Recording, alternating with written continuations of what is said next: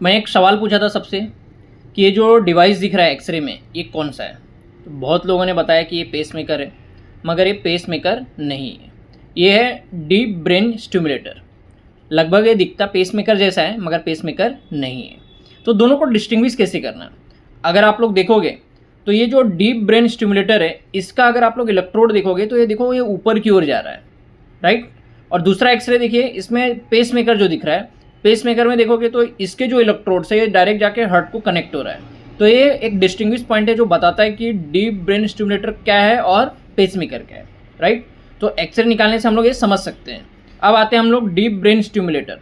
तो deep brain stimulator क्या है, एक ऐसा डिवाइस है जो क्या करता है, बहुत सारा जो न्यूरोलॉजिकल डिसऑर्डर जैसे पार्किंसन हो गया, ठीक है, ट्रिमर्स अगर बहुत ज़्यादा आ रहे हैं, डिस्टोनिया हो गया, एपिलेप्सिया हो गया, तो इसमें जो अनवांटेड ब्रेन से सिग्नल जनरेट हो रहे हैं जिसके वजह से जैसे प्रॉब्लम्स डेवलप हो रहा है, ये जो ट्रिमर्स आ रहा है या फिर एपिलेप्टिक अटैक आ रहा है, इसको कंट्रोल करने के लिए हम लोग डीप ब्रेन स्टिमुलेटर ये डिवाइस यूज़ करते हैं। तो इसके इलेक्ट्रोड्स ब्रेन में कनेक्ट होते हैं और इसका जो मेन मशीन है वो हम लोग चेस्ट रीजन में स्किन के नीचे इम्प्लांट करते हैं, ठीक है।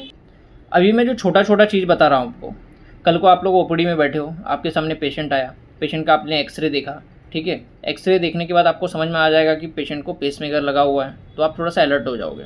एक्सरे देखने के बाद आपको समझ में आ जाएगा कि पेशेंट के ब्रेन में कोई इम्प्लांट लगा हुआ है, तो आप थोड़ा सा अलर्ट हो जाओगे। फिर मतलब आप उस तरीके से पेशेंट को डील करोगे। बहुत बार क्या होता है, पेशेंट उस तरीके का हिस्ट्री नहीं देता है, तो अगर हम लोगों को पता चल जाएगा तो हम लोग उस तरीके से पेशेंट को डील करेंगे, ठीक है। तो इसीलिए ये सब बारीक बारीक नॉलेज होना बहुत ही ज़रूरी है। और इसी तरीके से हम लोग आपके सामने धीरे धीरे एक एक जो यूनिक चीज़ें हैं, जो रेयर अपने को जल्दी ओपीडी में नहीं मिलता है, वो सब मैं आपके सामने लेके हम लोग मेडिकल फील्ड में आए हैं। तो सबसे पहले अपना जो गोल है एकदम अच्छे से दिमाग में बैठा के रखो कि हमको बहुत अच्छे से प्रैक्टिस करना है, ठीक है। केवल इसके ऊपर बहुत अच्छे से